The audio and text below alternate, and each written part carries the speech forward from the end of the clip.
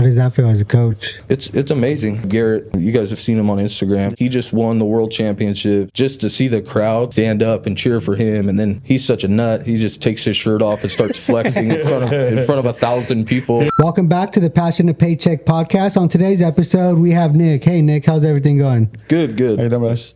Thanks How for you guys doing? Doing good. Thanks for coming on the podcast. Of course. So to get started, we'll go ahead and have you talk a little bit about your background and what you're currently working on right now. All right. Let's see here. Well, I grew up here in Bakersfield, 37 years old. I own my own business now. I build gym equipment.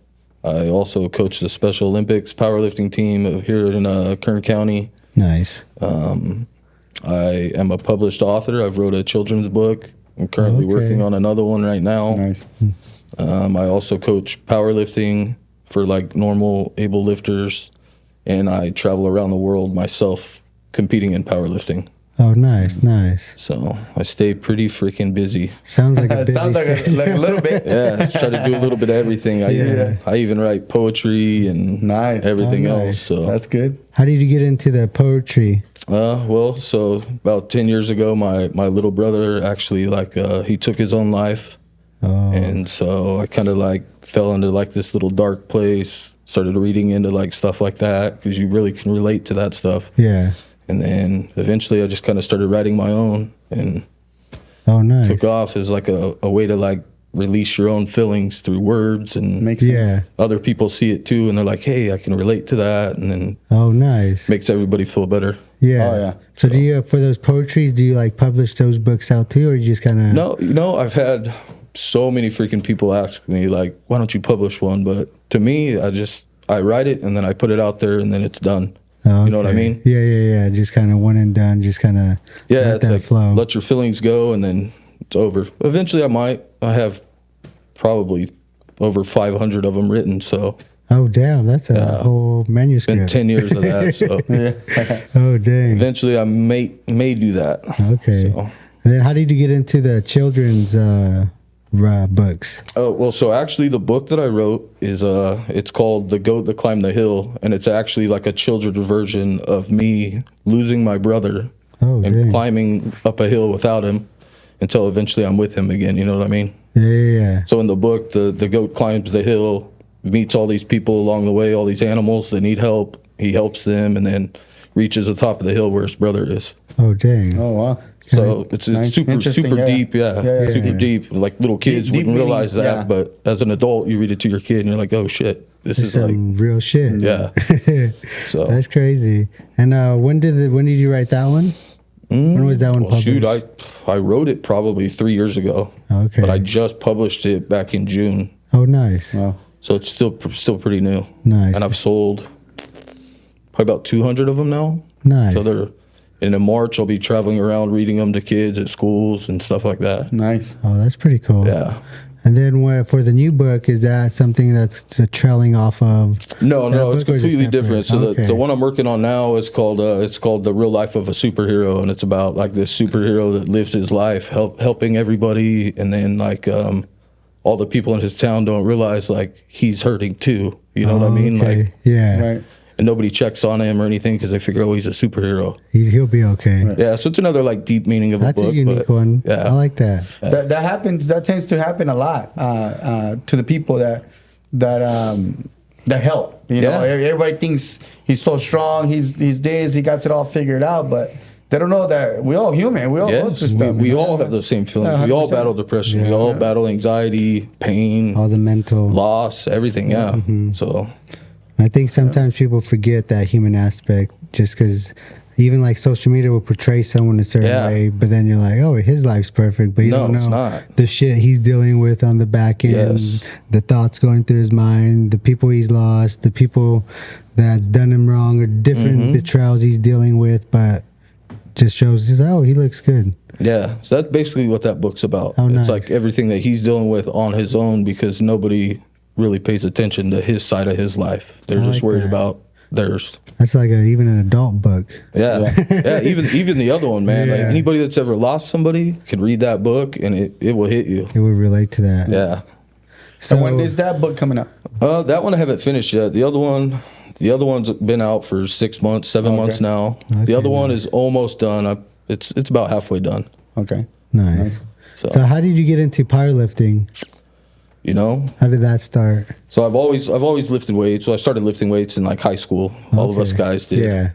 And then I met this girl at the gym, and she was an ex-power lifter, but her coach wouldn't coach her anymore because she had gotten a car wreck and broke her neck. Oh, And dang. he was like, it's too big of a risk. Like, I don't want to coach you if something happens. So she's telling me about this, and I'm like, not a power lifter, but I'm pretty strong. I think I could probably help you out. So I started coaching her. And then she actually introduced me to her old coach, who is Lord Elliott. He owns NOS. Okay. I've heard Before of he it. before he owned NOS. Okay. And he had me come over, and I lifted a few things, and he was like, "You ever thought about powerlifting?" And I'm like, "No, not really. I just work out for fun." And then he signed me up for a meet, and he was like, "Hey, this meet's in 2 weeks. I'll be there. I'll help you. I think you really got a chance." It was up in Fresno. So I drive my ass to Fresno, get up there early. He texts me, "I'm not coming." Made me do it myself. Yeah. But I ended up taking like second place, the first meet I damn. ever did. Damn. Fell in love with the sport and Just took kept off doing with You're it. like, Yeah. you're like, this is it then. Yeah. So, and then he ended up opening his gym, and I joined over there, and now he's one of my best friends. So Oh, nice. And then it was a NOS Power, right? yeah, NOS yeah, Power. NOS Power Gym. Oh, nice. So you've been there since they pretty much been Yeah, open? I think there was like 25 members when I joined there, and now there's Okay. like 1,300. Oh, damn. Yeah. Yeah, So I've been there a while. yeah, I've been there once, and the gym looks real good. Different forms of equipment, Yeah. variety. Even the outside part is pretty cool. Yeah, it's all completely redone now. We just revamped the whole thing like about 3 months ago. It's all painted now. Oh, nice. Big murals on the walls. Oh, nice. So. So then, when you, because you said you have a equipment business. Yes. So So how did you get into that one? So actually, Lord used to own my business, Lord and Tim. I got hired on as a helper. The welder left. I took over the welding, started welding, and then Lord ended up moving to Oklahoma. Oh, dang. The other owner of the business got a different job, so I just kind of took the whole thing over. And now at NOS, I furnished the whole freaking powerlifting side with all my equipment and everything. Oh, nice. So it was kind of like meant to be. Yeah, yeah, it all worked out. It's just given, yeah. It worked out You for earned me. it, Worked yeah. out for them. They still got their side of it going. They got all their equipment in Yeah. there. So How do you come up with the designs of the equipment when you're doing? Do you get ideas from different equipment places? so the combo rack, which is, I don't know if you guys know the combo rack, you can bench on it and you can squat on it. Yeah. So those we designed 100% on our own. Oh, okay. We had to figure out how to make them work and everything. And there's no bolts in them. It's all pins. So it's Oh, the first okay. combo rack with no bolts. You can put it together in about 40 seconds. Oh, damn. How did that come about? Just trial and error. It took Trial us and error. took us probably a year. I was gonna say how long it took. I'm pretty sure it took a little. Yeah, bit. it took a long time. Try and error. Built Yeah. a couple, didn't work, and Yep. go back to the drawing board. Yeah, tear the whole thing apart and Yeah. try it again. Oh, nice. So So as you were coming up in that business, did you have someone like helping you, or you kind of jumped in? And, well, so the other owner, Tim, he has a background in like engineering and stuff. So Okay. he was pretty smart with that kind of stuff, but he wasn't like a worker.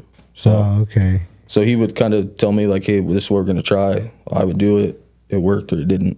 Okay. So you're already hands on, and he already kind of was doing it. Yeah. So it kind of just fell on your lap as well. Yeah, pretty much. Yeah. I just got thrown into it and it all worked out. And Well, so meant to be. Yeah. So I build all kinds of stuff. I build truck parts and car parts now. I just built a big old 6-foot smoker grill for Oh, somebody. nice. Yeah. Oh, so you use it outside of the gym stuff. Yeah, anything that if I can look at it, I can pretty much build it.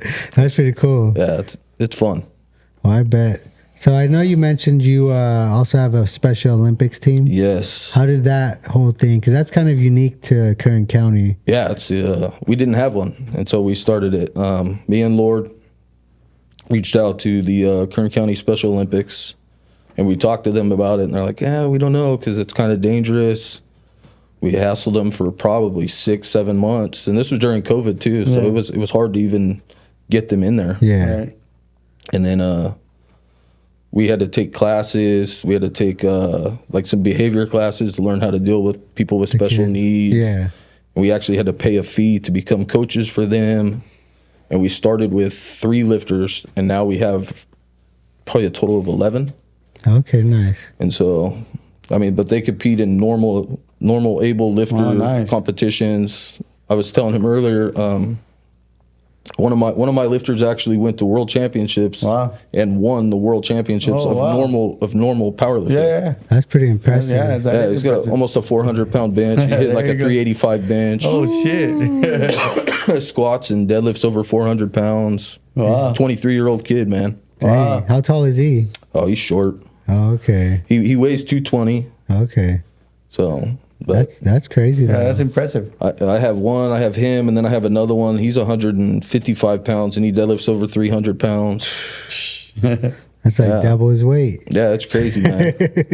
It's wild. We have a couple girls too. So how's the experience? Like seeing the smiles on their face as they're working out and kind of cheering each other on. It's something that I couldn't even explain to you guys. It's literally the best feeling. Like you think of yourself in the happiest time of your life, and that's that. Oh, nice. Yeah, to be able to give back and give them that feeling and make them feel kind of normal. And make them do things that people told them they'd never do. Right. Like nobody ever believed he'd. They don't even give you a hassle. Pounds. Huh? Yeah. They don't even give you a hassle, huh? No, and they're just there having fun. They don't even care. Like they all just laugh at each other and cheer each other on. There you go.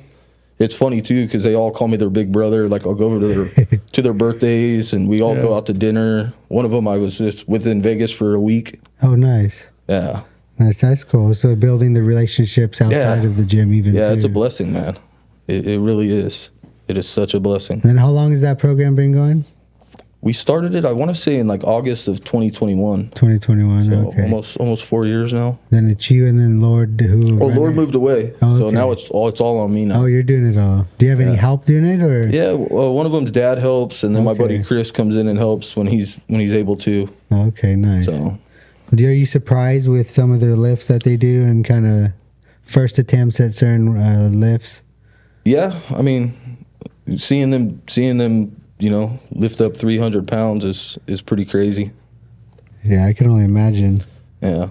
Is that, especially with them, do a lot of them doubt themselves at first, or do they just kind of... I have one right now that's still, if he sees, you guys see kilo plates, they're all different colors. Yeah. If he sees anything that's not black, he won't even try it. Oh, because he knows it's heavy.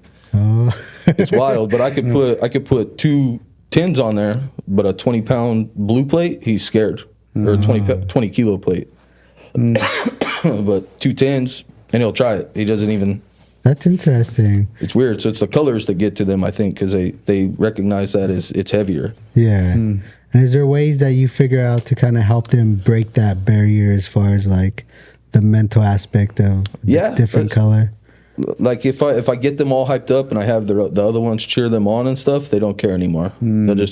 They just go for it. They don't even think about it. Let's do it. Yeah, they just do it. Yeah. And then what kind of motivated you to start this whole Special Olympics? Well, I'd already coached a guy that does he has a couple of different disabilities, like bipolar and a couple of other things I don't really know, but he's from here in town too, and I had already coached him. Okay.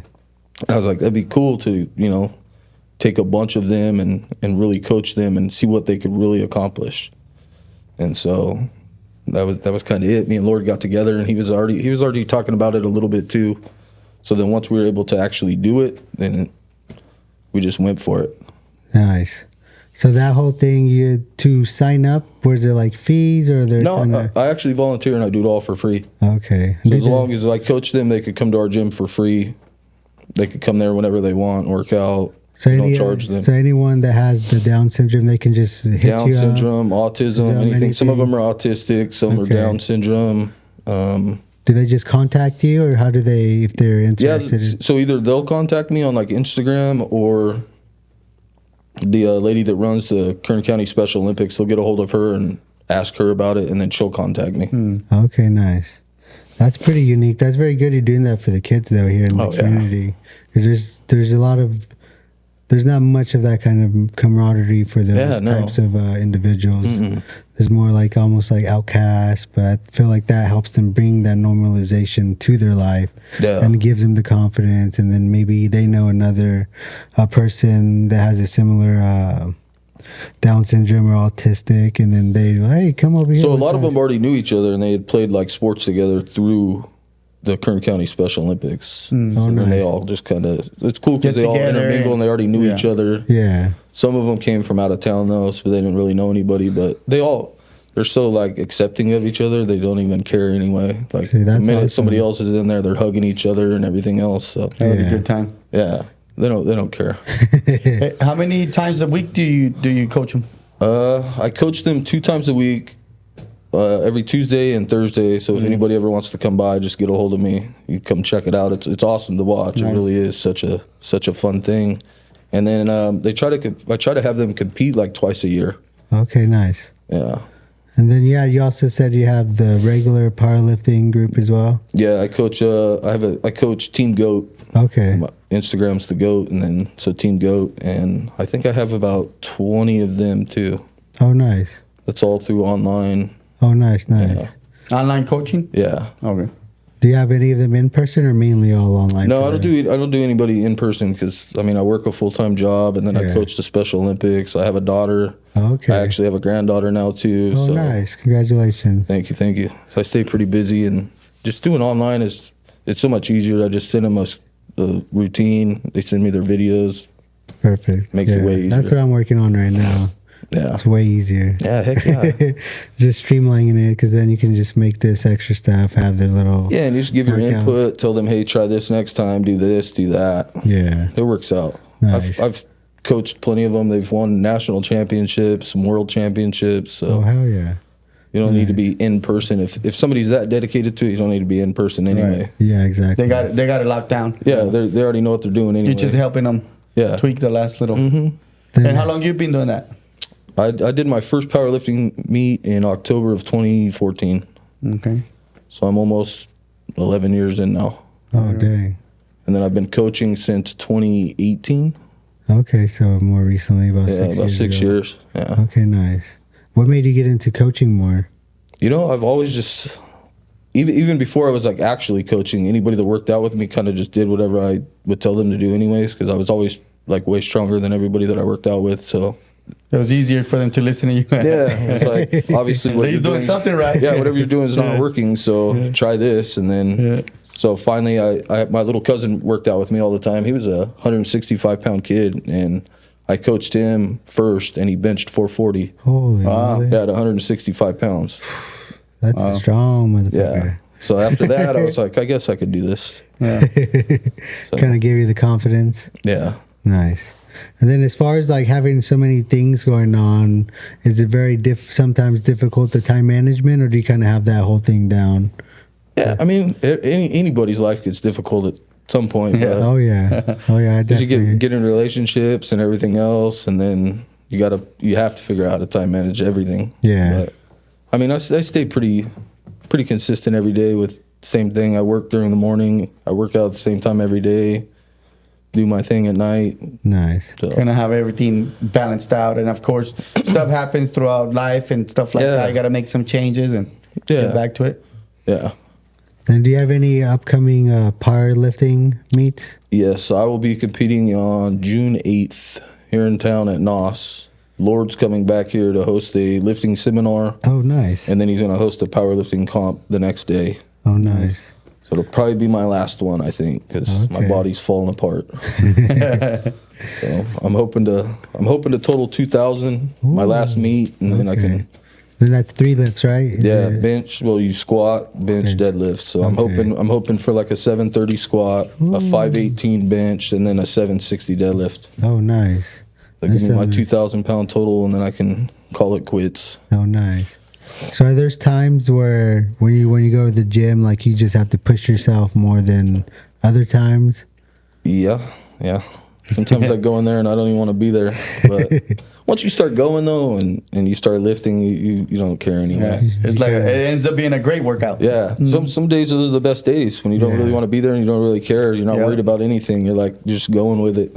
So would you Some of those- say kind of more discipline is what helps you go in there than motivation, or Yeah, everybody's motivated, but you got to be disciplined to chase your motivations. You know what I mean?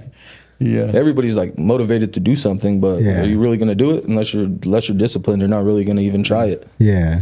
you know.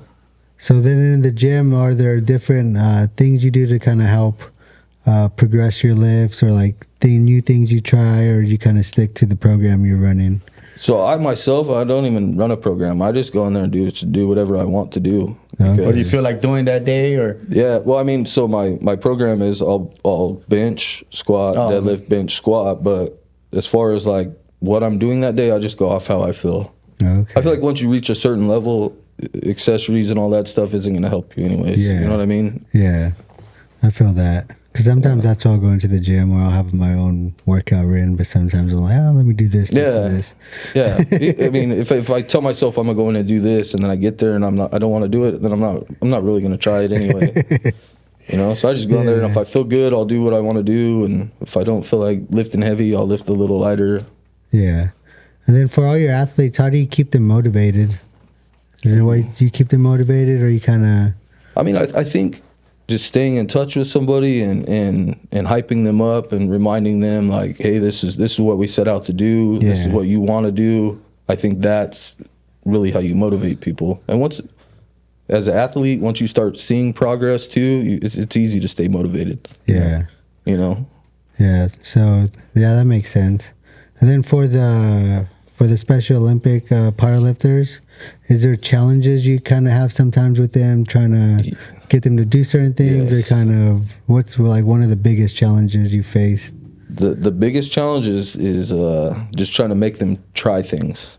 It's hard to get them started. Yeah, it's hard to teach them like, hey, you have to do this. Like I'll tell them like when they're benching, like, hey, I need you to do this or that, and they don't care. They just dude. It's all wobbly. Yeah, but I mean, I feel like as they go, it gets a little easier. Yeah. I have probably out of all like 11 of them, I have 4 that are like really, really like dedicated to it.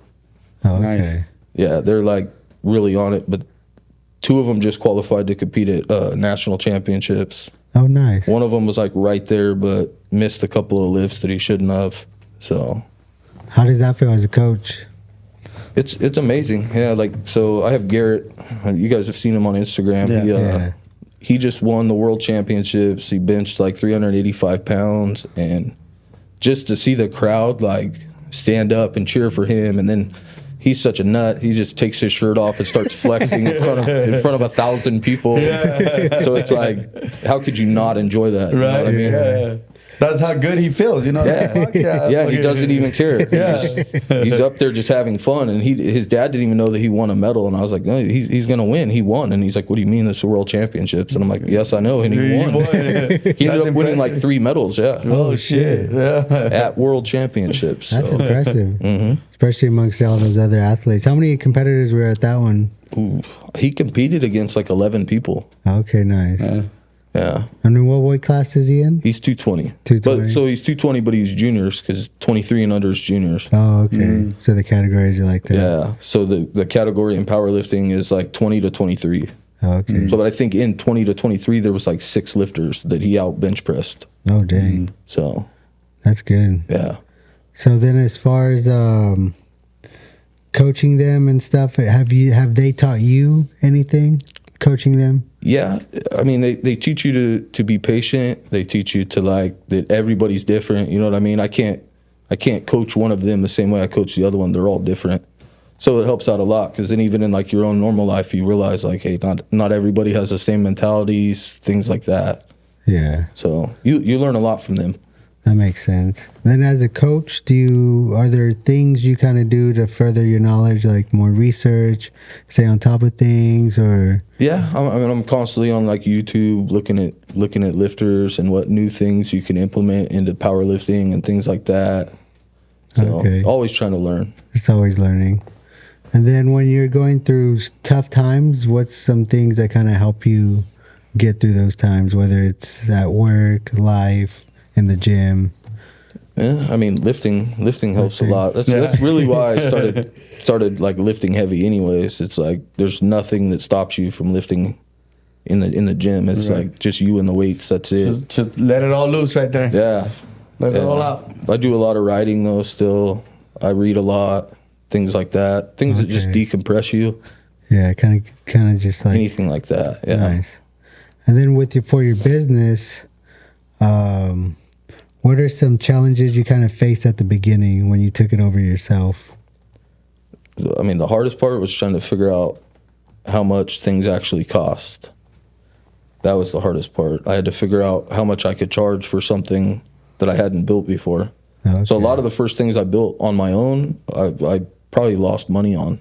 Sold them real cheap. Yeah, because you're like, oh, I'll do this. It's money. You know what I mean? Yeah. But then when you start building it, you're like, oh, shit, this is... I made so many hours in, and I just kind of gave it away. And then I But have that's how you everything learn, though. powder coated too, so that's expensive. You don't think yeah. about that. Then you have to buy the material to do it. Okay. But I've learned a lot. Now I could pretty much look at something and be like, this is probably this much in material. It's going to cost me this much to get it powder coated. To the experience and Yeah. everything. And then do you just sell to local, or do you have... No, like... I ship all over the country. Okay, nice. Yeah. And is it like custom orders, or is it just like, I Yeah. want this? So everything is custom. Okay. Whatever colors they want. There's over 10,000 colors that they can choose from. Okay. And then as far as the pieces of equipment too, is it like standard equipment, or is it like, hey, can you try and make this for me? So most people will send me like, I just made like a pull-up on one side with a dip on the other. Oh, okay. Somebody sent me a picture of that and was like, hey, this is, $900. If I order it, what would you charge me? Oh, okay. So things like that. They'll just send me pictures and be like, you think you could build this? And I'm like, yeah, I'll give it a shot. I just tell them yeah anyways, even if I can't. And then I'll figure it out. Yeah. That's pretty cool. Yeah. And then is it like more gyms, or is it more like individuals, or kind of I both? probably sell more to gyms than I do like Gyms. personal people, yeah. Okay. A lot of gyms will order like 2 or 3 combo racks at a time, Oh, nice. weight trees, things like that. Oh, nice. That's pretty cool. And then how have you been liking that business so far? I love it. I've always been somebody that likes challenges. So when you're trying to build something that you've never done, it's challenging. Yeah. So it's fun to like do it and then sit back and watch somebody enjoy it. Yeah. And then would you say there's a difference between your equipment and other equipment out there, or is it, what would you say compared to like commercial sellers? Yeah, I mean, so the breakdown on my combo racks, it literally could be taken and put together in a matter of like 40 seconds because there's no bolts. Oh, okay. So you just pull it out and it's in pieces. Oh, nice. How was the feedback on those from the gyms you've sold them? They like it. We actually we used ours at the USPA National Championships 2 years ago. Nice. So they ordered 8 of them and used them at National Championships. Oh, nice. That's badass. Yeah, so that was cool. All comes in full circle. That was the year that I had 8 lifters in National Championships, and they all competed on equipment that I built Yeah. Oh, right nice. there in Vegas. Oh, that's badass. Yeah, so that was cool. Then as far as your equipment, do you just wait till companies come and order, or do you make like equipment just No, to be ready to I just sell? order once somebody orders it, then I'll build it. Okay. So I'll just tell them, hey, it's gonna take me this By order. long. Yeah, Okay. it costs too much to do it. Yeah, I was gonna say. have it sitting. And And you Yeah. have to stock it and Yeah. space, everything, yeah. Yeah. Then how's that business changed from when you started to now? Yeah. Well, I mean, I've expanded, so it slowed down a bit because so only so many people need combo racks. You know what I mean? Yeah. But I've expanded now. I do truck parts, freaking chalk bowls, barbecues, fire pits. Okay. So I've expanded. So it's a lot busier now than it used to More be. like a fab shop. Just Yeah. fabbing whatever. People saying, oh, can you make this? Yeah. Oh, yeah. And I'll no just, problem. I can figure it out. I'm building like a table right now for somebody, like a folding table. Oh, that's badass. Yeah. So just anything you can build. Yeah, if it's essentially. metal, I'll try it. Okay. So. Nice. And how long have you been welding? Did you start welding before the business? No, I learned there. Oh, Actually, okay. when I first started welding, I told them that I could weld and I couldn't weld. I just didn't want them to hire somebody else and give my money away. Yeah, there you go. So I was like, oh, yeah, I can weld. And then figured it out real You quick. kind of picked it up pretty quick. Yeah. It's pretty easy, especially if you like it. Because I went to school, took a couple welding classes, but as soon as I grabbed that thing, man, the guys are like, "You sure you ain't welded before?" I was like, "Nah, Yeah. bro, like I like this shit." Yeah, if it's fun, you'll figure it's out how to fun. do it. You know Yeah. what I mean? If it's not fun, you're not going to want to do it Right. anyway, and then you Yeah. don't care. So, yeah. And then what was the first piece of equipment you built? The first piece that I actually built was a combo rack for my buddy that owns a gym in Kalinga. So that was cool. Oh, That was the nice. first one I actually welded on. How did that It was feel? already halfway built Yeah. when the welder left, and then I took it over and welded the rest of it. Were you nervous when you first did that one on your own? Yeah, because I didn't care. It's for my buddy anyways. No, he's not gonna say much. Yeah, he didn't care. Yeah. So that was cool. It was like As long as it literally works. the first piece I ever built, and he still uses it to this day. Oh, nice. He owns a gym called Strength Valley up in Kalinga. Oh, nice. How big's that gym? Ooh, he just expanded, and it's about 6,000 square feet now. That's pretty huge. big. Yeah, he went from a little. His first gym was probably this size. Nice. Most of his equipment was outside under a canopy. Oh, damn. So when it was raining, you were fucked. It's just grow, huh? Yeah. And then they just expanded. So Oh, that's I'm real badass. happy for him. Yeah, that's good, especially right now in this whole entire economy. That's Yeah, blessing. he's doing good. He I think when he opened it too, he was like talking to me about it. I'm like his big brother. He always hits me up for everything, and I'm like, you just got to realize that you're gonna have to pay for that until you get the customers to come in and Yeah. cover it. But I think he's over like 200 customers now, so Oh, nice. I think it's paying for itself right now. Oh, Right. that's badass. Yeah. And then as far as your equipment business is, what's like one of the most rewarding things of it for you? I think just seeing people use the equipment you build is probably the coolest part. You know, Yeah. seeing it get used every day in the gym, and then seeing it get posted on Instagram and people tagging me. Oh, that's badass. Yeah, that's pretty cool. Like, I built that shit. Yeah. Yeah. And then just figuring it out on your own is actually cool too. Like, I build it 100% on my own. I don't have nobody to help me. Yeah. So I cut it, weld it, everything. The only thing I don't do is powder coat it. Oh, okay. So just figuring it out too is pretty rewarding. Yeah. Then do you have like a system to test the equipment before you send it Yeah, off? it's all, or- well, I mean, so we took the first 3 that we built, we plate loaded them up to over 1,200 pounds. Oh, dang. Yeah, and I was scared. We were 1,200 pounds on the bar, and we're shaking it. And I'm Yeah. like standing back. So, yeah, they're all pressure loaded up to that. Oh, nice. That's pretty cool. Yeah. And then for, you said in your books, for that, how do you market those, or do you kind of just Everything I do, I basically just promote it on like Instagram and stuff like on that. just Instagram? Yeah. Do you have like a book page, or you just all No, through so your- I have a poetry page, but Okay. for my book, I have a pretty big following on Instagram. So I Okay. just post it on my Instagram, and it gets shared all the time. Sold over like I think 200 books now. Oh, nice. It's in a couple of elementary schools now, so that's pretty cool. Oh, nice. How did you get into those? Did they They reach just out? ordered or- them, yeah. No, Oh, dang. I just had random people write me like, "Hey, I ordered your book," and I read it to my classroom, and so it's cool. Yeah, that's cool real to hear all rewarding that. too, Yeah, real rewarding. I bet. Yeah. Yeah. Good for you. Good for you. Yeah, that's So when they tell you that, do you kind of get emotional with all of that? Yeah, anytime I really talk about it, it's like emotional, you know. It Yeah. just brings up like my brother and everything else. So And then for actually, so the welder from my business that I took over for was my best friend Art, and while I was writing that book, he actually took his life too. oh, wow. shit. There's a page in it like that's about him. Oh, damn. There's another page about an ex-girlfriend of mine that killed herself. Oh wow. Oh, So shit. like if you really got into it, you'd really see like Yeah. how Kinda- deep it is. Yeah. Yeah, because it's essentially the reflection of your life Yeah. into the whole book. Mm-hmm. Dang. How was it writing that book? Was it like very emotional for you? Or was it kind Yeah, of it more was- of like relieving some things and kind of letting go of. It was relieving because I've always wanted to like write something for my brother so that people could really like, you know, hear about him. So, and that was a way for me to do it without actually telling his story. Yeah. Mm-hmm. So, And then for the Special Olympics kids, for them, what's one of your favorite things to teach them as far as like a lift? Is there like a specific lift you like teaching them? I think they all like bench press the most, bench press. which Don't we most all? of them are men. Yeah, so Don't we all? that's my favorite one too. But I think the girls like the deadlifts, The but all the deadlifts. boys like the bench press. Like if I went in there every day and said, "What do you guys want to do?" They'd all want to bench press. Yeah. So it's always fun to just teaching them anything is real fun. Yeah. But yeah, they all love to bench press. Have they read your book? No, one of them bought it. Bought it? Yeah, Oh, nice. but Do, other than that- do all your other athletes know you write books or? yeah, they've all pretty much. I think all of them have purchased it, and all my family members purchased it. Oh, nice. Yeah, Support.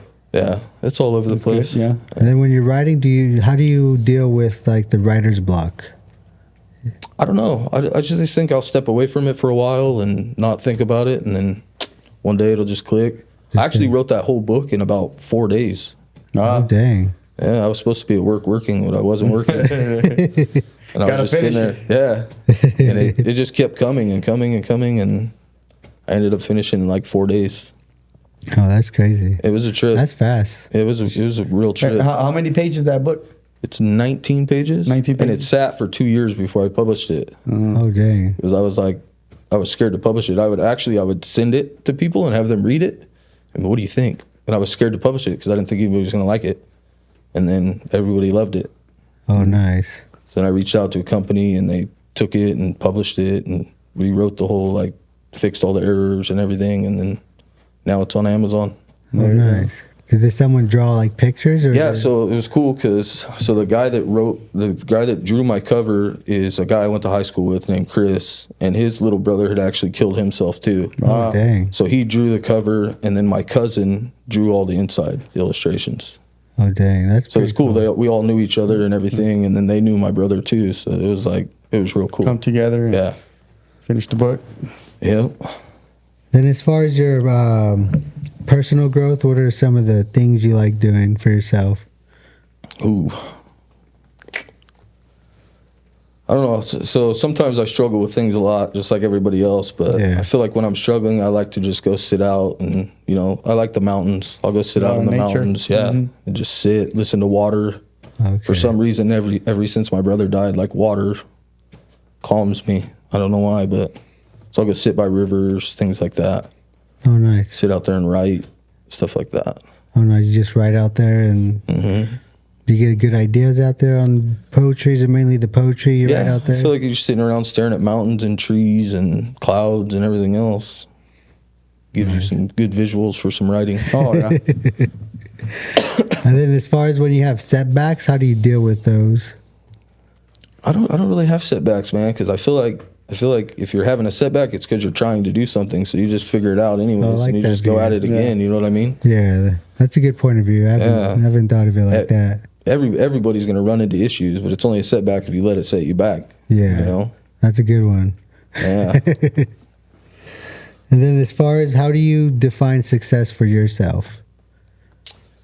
I feel like I don't really see anything as like success unless you're making people's lives better. To me, that's I mean, I'm a coach. That's real what I do. fulfilling. Yeah. Mm-hmm.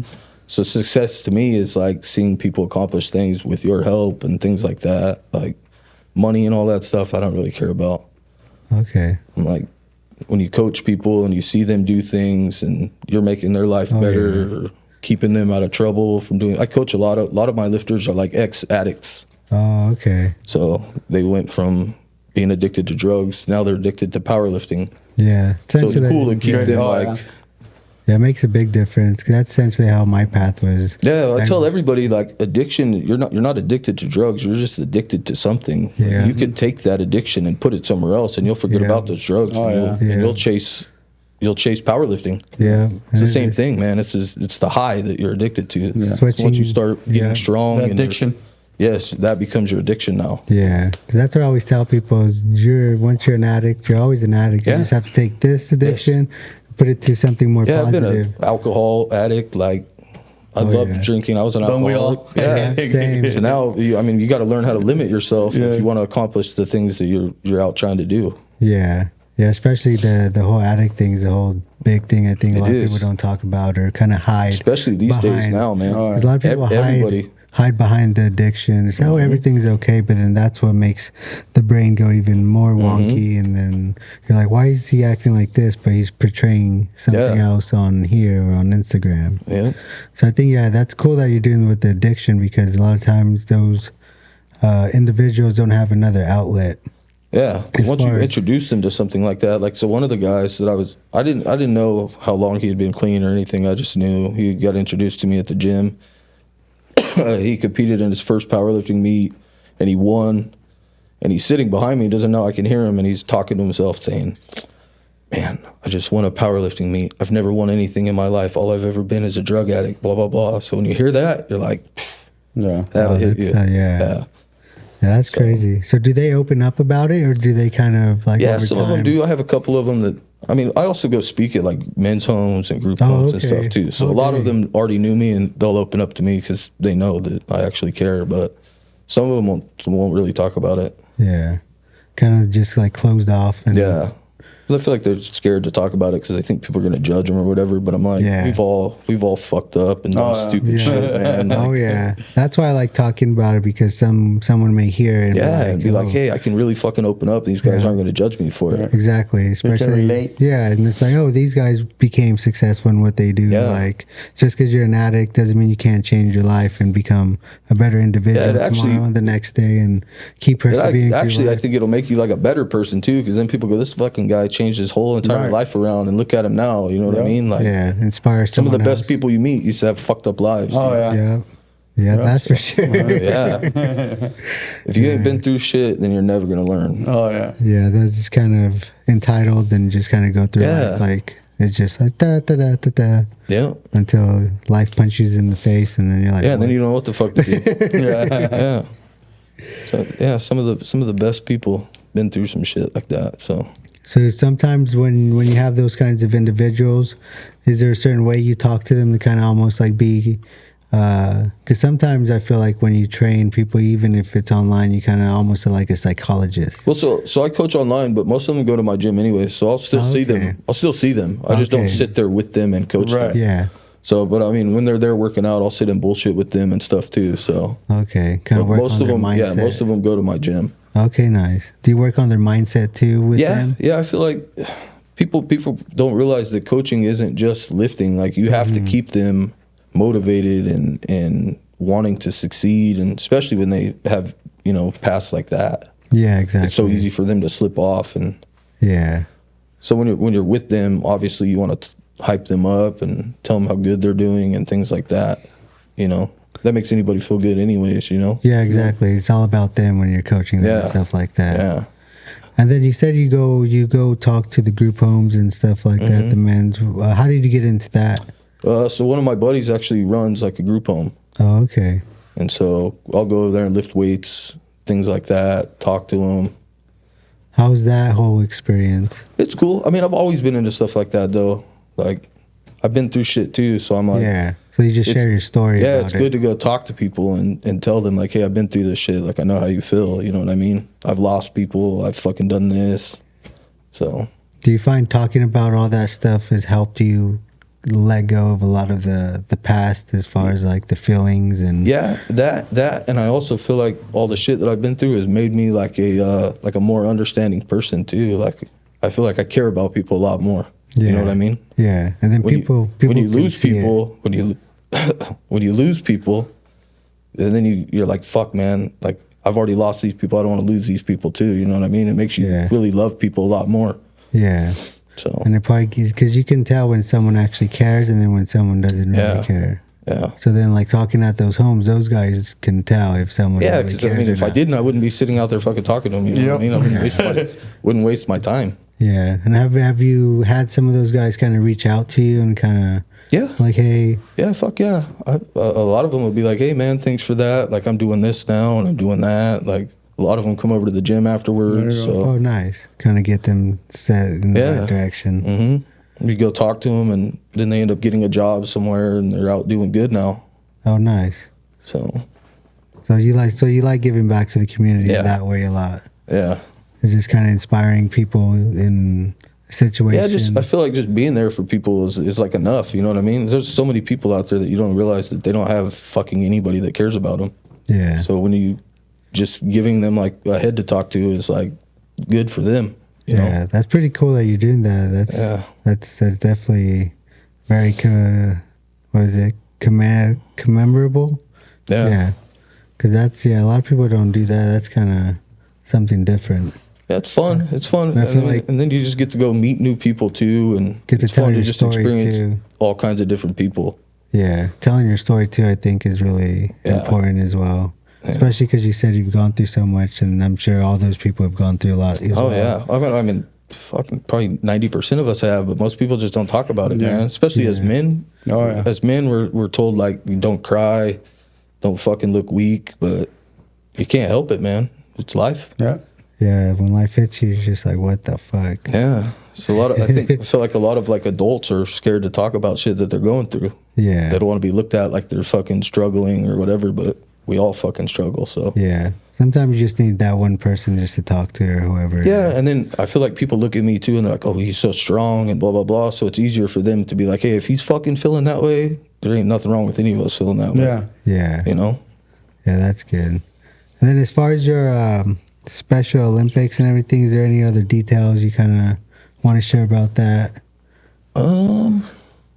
I mean, so what we're trying to do with them, well, what I'm trying to do now is I'm actually trying to expand it all throughout California. Oh, okay. So that they'll no longer be competing against normal people. They'll be competing only against Special Olympics. Okay, so it's kind of grown into a big. Yeah, so right now there's a team up north, but we're waiting, and then we're the valley, and then we're waiting for a team down south so we can do like regional championships. Oh, nice. Yeah, and then eventually go across because there's other states that have it.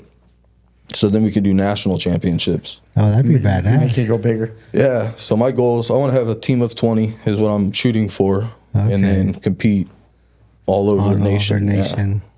That's actually kind of cool That's my ultimate goal for it. for it. Yeah. And how long do you think that'll take as far as like how everything's going right now? Well, so you can't do it unless all 3 parts of California have a team. So you're waiting for down south, you said? Yeah, which I just reached out to them about a month ago, and they were putting a team together. Okay. So I'm hoping within this year we could do like our regional championships. And it's good because only mine have competed in a real powerlifting meet, so they're already going to be so far ahead of everybody, they're going to whip their ass They're gonna anyway. win. Yeah. So, That's pretty crazy. Yeah, I never knew about the whole Special Olympics with like the powerlifting until I saw your profile. yeah, it's that's- super cool, man. Yeah, it's different for sure. I go to most of them do basketball. I go cheer them on at their basketball games and stuff like that. They do bowling, everything. dang. So it's super cool. They're active. Yeah. It's super cool. keep them moving and kind of helping them. Yeah. And then for them, do you find some of them have like different backgrounds too, or they all kind of have a similar Yeah, so story? so I have one. His name's Charlie. He was one of my first ones he was one of the first 3 that started over there, or 4. He was the 4th one, and his dad was bringing him. And his dad's an older guy, like in his 70s. And then one day his sister brought him, and I didn't think anything of it. The next day his sister brought him, and then the next time I was like, Charlie, where's your pops at, man? And he walks over to me. He said, what? And I said, where's your pops been? Dude grabs me and just starts crying. He died. And I was like, what? Oh, shit. And he's like, my dad died. And I was like, what do you mean? I guess the week before that, his dad had fell down. He's in his 70s, Yeah. hit his head and died. Oh, shit. And so now his sister, like, she brings him all the time. And it was crazy because she was like, at first she didn't know how much we cared about him. She wasn't even going to bring him anymore. Oh, dang. And then she talked to me and I was like, no, you have to. Like, I enjoy this. I don't charge you guys because I enjoy it. Like, I care Yeah. about them. And then, so now they're like, he's there all the time now. Oh, nice. But it's cool to see things like that too. Help you them know? in like an outlet. An Yeah. outlet for them. Yeah. Dang, you're doing some great work. Yeah, it's crazy, man. Yeah, that's amazing work, honestly, because there's not a lot of people that care that much about it's just people in general, but even those individuals as well. Yeah. And then, like, so I have JJ too. He was my first one that I ever coached. So when we started, there was 3. Lord had 2, and I had 1. And JJ and his dad's 69. And I even Okay. talked his dad into doing his first powerlifting meet at 69 years old. That's He badass. did one Motivate too, here, yeah. So come him on. him and his son competed together. Oh, nice. So that was cool. Yeah. Have you That's done- badass to see. Yeah. 69 years old, man. That's older than Tim. Yeah. Deadlifted like 300 pounds. Oh, shit. Yeah, it was super cool, dude. Did he work out beforehand or? No, but he was a surfer. So he was an athlete, man. Yeah. Pretty lean. He just stopped surfing like 3 or 4 years back. Oh, okay. Oh, shit. So, Then have you had other parents kind of do stuff like that too, or? nah, that's the only parent that really like got into it. Garrett's dad helps me coach, but he's a football coach too. So Okay. he's a Tehachapi High football coach. Oh, nice. So he's pretty helpful with them too. But Oh, nice. other than that, no, he's the only parent that did it. He actually set 3 records too. He's 69, so I was like, Holy "There's no shit. records. There's nobody not your many. age has done shit." So he was super stoked for that. Dude, that's crazy. 69. Yeah, doing his first powerlifting meet. So I guess you're never too old to start anything. Yeah. Yeah, that was exciting to watch. Yeah, that's impressive, especially coming from the surfing background. Yeah. It's crazy because even the surfers have really strong legs. That's what I told him. I'm They're like, if just you could surfing. surf, you could fucking powerlift because I can't surf. Yeah, that's way more It's hard. balance. Yeah, it's more balance, and more everything. core. Yeah.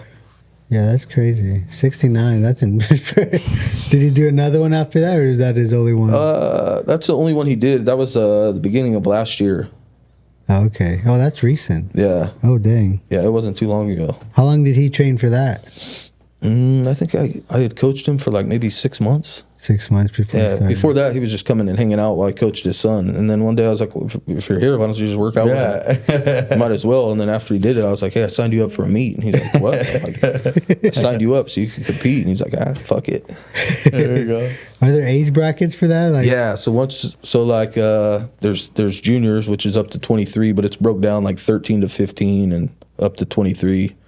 And then from 24 up to 35 is open. Okay. And then after that, it's like 36 to 39, and then like 40 to 43. And then it breaks down into like twos, like 68 to 69. Oh, dang. Is there any guys that are older than that? I've seen a 90-year-old man. What? Damn. Yeah, and he 90? deadlifted like 280 something pounds, dude. Holy moly. Yeah, that was the oldest one I've seen.